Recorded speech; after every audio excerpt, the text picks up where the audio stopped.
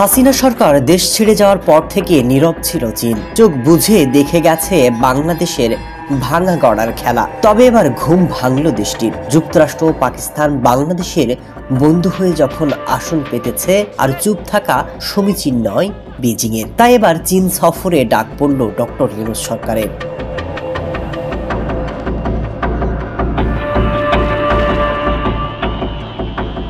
যুক্তরাষ্ট্র পাকিস্তান ভারতকে ছাপিয়ে বাংলাদেশের আসরে সামনে এবার চীন।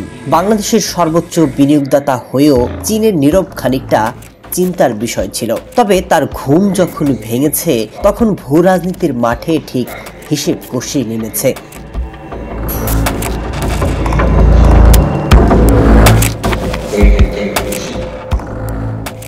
ঠিক হয়েছে দিনক্ষণ, ডক্টর ইউনূস চীন সফরে যাচ্ছেন, আর তার জন্য থাকছে বিশেষ আয়োজন।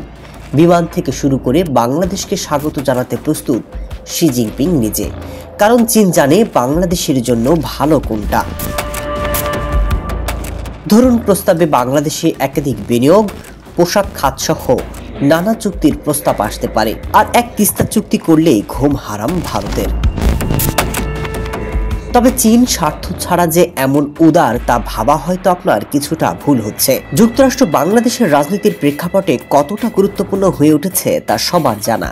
তবে মার্কিন চিরশত্রু চীনকে বাংলাদেশ ঘেঁষতে হবে হিসেব কষে, আর বাংলাদেশকেও পার করতে হবে কঠিন পথ।